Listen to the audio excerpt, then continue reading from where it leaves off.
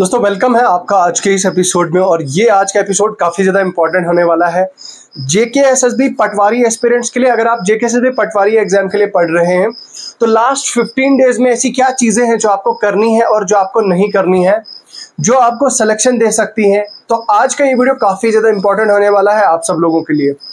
तो मैं आप लोगों से रिक्वेस्ट कर देना चाहता हूं कि अगर आप इस चैनल पे पहली बार आए तो चैनल को सब्सक्राइब कर दीजिए, वीडियो को लाइक करें और शेयर करें। और इसके साथ में दोस्तों अगर आप फेसबुक पेज पे देख रहे हैं तो फेसबुक पेज को जितना ज़्यादा हो सकता है इस वीडियो को फेसबुक पेज पे शेयर करें। और इसके साथ में मोस्ट इम्पॉर्टेंटली यूट्यूब पे वीडियो के डिस्क्रिप्शन में आपको हमारे टेलीग्राम चैनल का लिंक मिल जाएगा, तो हमारे टेलीग्राम चैनल को जरूर ज्वाइन करें। टेलीग्राम चैनल पे आपके साथ up to date information share की जाती हैं, तो आप टेलीग्राम चैनल हमारा जरूर ज्वाइन करें। तो चलिए आज का ये वीडियो यहीं से स्टार्ट करते हैं और बात करते हैं। देखो यार, जेकेएसएसबी का पीछे के जो जितने भी एग्जाम हुए उसमें अगर बात करूं, जैसे स्पेसिफिकली आपका फाइनेंस अकाउंट्स असिस्टेंट हुआ या वीएलडब्ल्यू हुआ, ठीक है, या इसी तरह से आपका जेकेपीएसआई हुआ, ये जो रिक्रूटमेंट्स थी ये मेजर रिक्रूटमेंट्स थी। और इन मेजर रिक्रूटमेंट्स का अगर आपने सिलेबस देखा होगा तो इनका सिलेबस भी काफी ज्यादा वास्ट था। जेकेपीएसआई का तो अनडिफाइंड सिलेबस है टोटल, और वीएलडब्ल्यू का अगर देखा जाए तो वीएलडब्ल्यू का सिलेबस भी कहीं ना कहीं आपका काफी ज्यादा वास्ट था, काफी ज्यादा डीप था। और at the same time finance accounts assistant का सिलेबस भी काफी ज्यादा जो है वो आपका डीप था और वास्ट था, ठीक है। But now the question is कि जो आपका पटवारी का एग्जाम है, पटवारी के एग्जाम का जो सिलेबस है ये इनके कंपैरिजन में काफी ज्यादा इजी है, and it is very easy to qualify और क्रैक जेकेएसएसबी पटवारी एग्जाम। वो मैं इसलिए बता रहा हूँ क्योंकि ऑलरेडी आप एक स्टेज क्रॉस कर चुके हैं, ऑलरेडी आपने एक स्टेज क्रॉस कर ली है। अब आप दूसरी स्टेज पे जाएंगे, दूसरे पड़ाव पे जाएंगे, और दूसरे पड़ाव के बाद अल्टीमेटली ये जो स्टेज है यहाँ पे आप जानते हैं कि 19,000 के आसपास ऐसे लोग हैं जो ये एग्जाम में अपीयर करेंगे, और 19,000 एस्पिरेंट्स इस एग्जाम में बैठेंगे, विच इज नथिंग, ठीक है। ये बहुत बहुत बहुत ज्यादा कम ऐसी जो है वो नंबर ऑफ एस्पिरेंट्स है जो इस एग्जाम में अपीयर करने वाले हैं, ठीक है। So now the question is कि भाई कैसे प्रिपेयर किया जाना चाहिए इस एग्जाम के लिए, क्या ऐसी चीजें हैं। खैर आप तो ऑलरेडी इसका पार्ट है, ऑलरेडी पढ़ रहे हैं इसके लिए, ऑलरेडी इसकी प्रिपरेशन कर रहे हैं, तो आपको ऐसी क्या चीजें हैं जो आपको करनी चाहिए और क्या ऐसी चीजें हैं जो आपको नहीं करनी चाहिए, ठीक है। सो यार सबसे पहले अगर हम सिलेबस की तरफ नजर दौड़ाएं तो सिलेबस आपका इस तरह से है। देखो, जीके और करंट अफेयर आपका 36 मार्क्स का है, और आप उसमें भी आपको टॉपिक्स डिफाइन करके दे चुके हैं।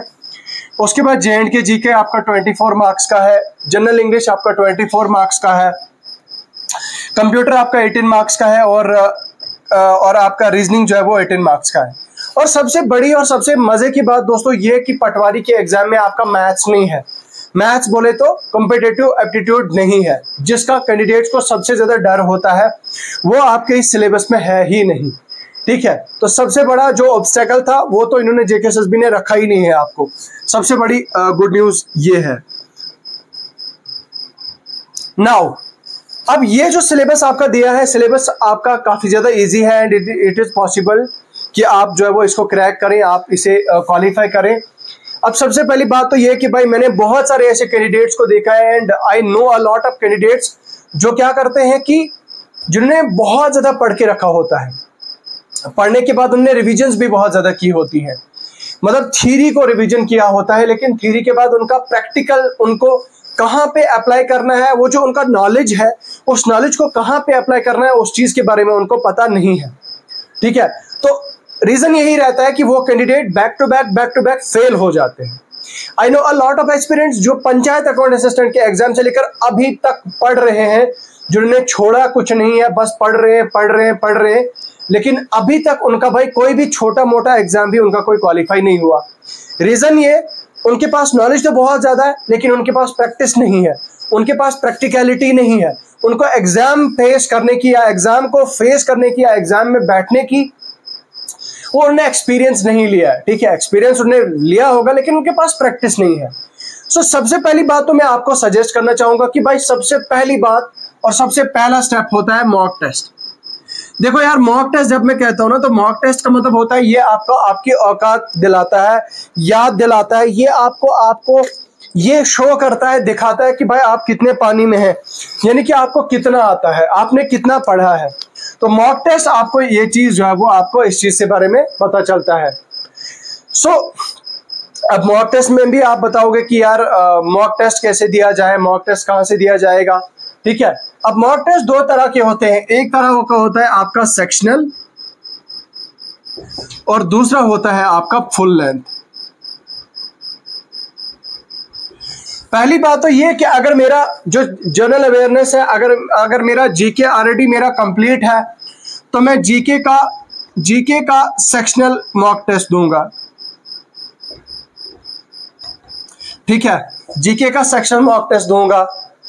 तो with in a couple of days, आपकी इंफॉर्मेशन के लिए बता दूं, मैं फ्री मॉक टेस्ट अपनी ऐप पे जारी करने जा रहा हूं, तो आप ये फ्री मॉक टेस्ट दीजिएगा। ये पटवारी का full length mock test, free mock test आपके 2-3 कंडक्ट किए जाएंगे, तो आप उनमें जरूर भाग लें, जरूर उनका पार्ट लें, ठीक है। एक होता है जीके सेक्शनल मॉक टेस्ट। अब मान लो आपने एक टॉपिक पढ़ा, आपने रिवीजन की, काफी ज्यादा आपने उस टॉपिक को रिवाइज किया, तो रिवाइज करने के बाद आपने क्या काम किया, आपने उसका मॉक टेस्ट दिया, ठीक है। मॉक टेस्ट देने से आपको क्या होगा, आपको एटलीस्ट इतना तो आइडिया लग जाएगा कि भाई साहब आपकी प्रिपरेशन किस लेवल की है, आप कितना पढ़ चुके हैं और आपको आगे कितना पढ़ना है, ठीक है। उससे मॉक टेस्ट में मान लो 36 मार्क्स का है आपका मॉक टेस्ट, आपका जीके का 36 मार्क्स का है, और 36 में मान लो आपके सिर्फ 36 में से 25 मार्क्स आए, रेस्ट जो आपके 16 मार्क्स है वो आपके कहाँ गए। द क्वेश्चन अराइजेस कि आपके जो 16 मार्क्स हैं, जो पेंडिंग आपके 16 नंबर है, वो कहाँ चले गए, ठीक है।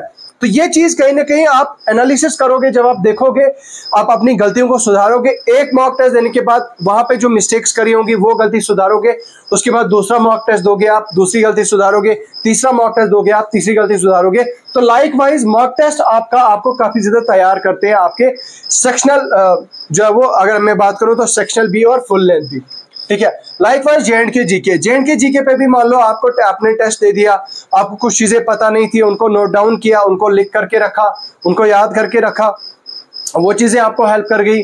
उसके बाद जनरल इंग्लिश का आपको माइंड में था कि भाई मुझे इंग्लिश आती है, मेरे इंग्लिश स्पीकिंग स्किल्स बहुत अच्छे हैं, मैं तो इंग्लिश का जो है वो मैं तो इंग्लिश की बहुत ज्यादा मैं जबरदस्त बोलती हूँ, या बोलता हूँ, मैं काफी ज्यादा फेंकता हूँ इंग्लिश, तो मैं तो ये कर ही लूंगा या कर ही लूंगी। तो ये सबसे बड़ा एक कैंडिडेट्स के माइंड में ये एक जो होता है, क्या बोलते हैं इसे, एक फतूर होता है, एक ओवर कॉन्फिडेंस होता है।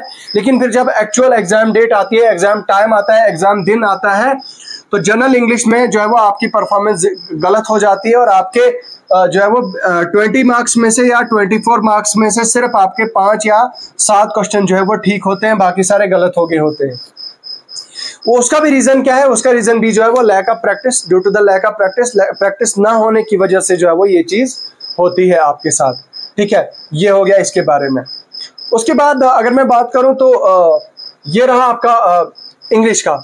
उसके बाद कंप्यूटर की, लाइकवाइज कंप्यूटर और रीजनिंग का भी बहुत सारे लोगों को ये मन में रहता है कि भाई रीजनिंग तो मुझे बहुत आती है, रीजनिंग तो मैंने बहुत पढ़ी है, लेकिन फिर बाद में क्या होता है कि रीजनिंग का भी कोई ऐसा क्वेश्चन जीके डाल देती है जो आपके तार खोल देता है, और जिससे आपका दिमाग जो है वो होश उड़ जाते हैं, और आपका जो है वो क्वेश्चन गलत हो जाता है, तो और आपका टाइम भी जो है वो वहां पे वो खाता है। तो कहीं ना कहीं ये रीजनिंग का सीन ये है कि रीजनिंग की भी लोगों को ओवर कॉन्फिडेंस होता है, ओवर कॉन्फिडेंट होते हैं लोग कि नहीं यार ये मेरे को आता है, ये मुझे आता है, ये मैं अच्छे से जानती हूँ या जानता हूँ, और उसके बाद then it leads them to the failure, और उसकी वजह ये जो है वो इनसे नहीं होता। तो ना अब मेरी बात कहने का क्रक्स क्या है, मैं क्रक्स आपको बताता हूँ। क्रक्स ये है कि आपने ज्यादा से ज्यादा मॉक टेस्ट देने हैं, अगर हो सकता है तो डेली का एक मॉक टेस्ट दो यार, ठीक है। जहां से मौका मिलता है वहां से मॉक टेस्ट दो, चाहे जम्मू कश्मीर का कोई भी यूट्यूबर है, कोई भी मॉक टेस्ट, मैं ये नहीं कह रहा कि भाई इसका नहीं लो उसका नहीं लो, सिर्फ मेरा लो, मेरा मॉक टेस्ट एक्सेस करो, मेरे फ्री मॉक टेस्ट एक्सेस करो। जहां से भी मौका मिलता है डेली का एक मॉक टेस्ट जो है वो आप जरूर दो, उससे आपको आपकी गलतियों का पता चलेगा, ठीक है। उसके बाद आप सेल्फ एनालिसिस करो, ज्यादा से ज्यादा रिवीजन करने की कोशिश करो, ठीक है। तो ये लास्ट के 15 डेज की स्ट्रेटजी है। अब अगर आपने कुछ पढ़ा ही नहीं है तो भाई मैं आपको क्या बताऊं, मतलब मैं आपको कैसे बताऊं कि आपने कहां से पढ़ना है, क्या पढ़ना है। फिर तो आप ऑलरेडी कंपटीशन से दूर हो। अगर आपने कुछ भी नहीं पढ़ा, आपको कुछ भी नहीं आता, तो आप तो ऑलरेडी रेस से बाहर हो मेरे भाई, ठीक है। तो ये है एक प्लान और ये है एक स्ट्रेटेजी आपके लास्ट 15 डेज की। जितना ज्यादा हो सकता है उतनी ज्यादा प्रैक्टिस करो, रिवीजन करो, ठीक है। और रीजनिंग को अंडर एस्टिमेट नहीं करना। कंप्यूटर का जितना ज्यादा हो सकता है टॉपिक वाइज, हर एक सब्जेक्ट की टॉपिक वाइज सेक्शनल जो है वो मॉक टेस्ट दें। बाकी यार इसके अलावा अगर आपको कोई क्वेश्चन है, कोई डाउट, कोई क्वेरी या फिर कोई सजेशन है तो आप कमेंट सेक्शन में लिख के बताएं। बाकी मैं मिलता हूं आपसे नए वीडियो के साथ, तब तक के लिए इजाजत दीजिएगा। खुदा हाफिज।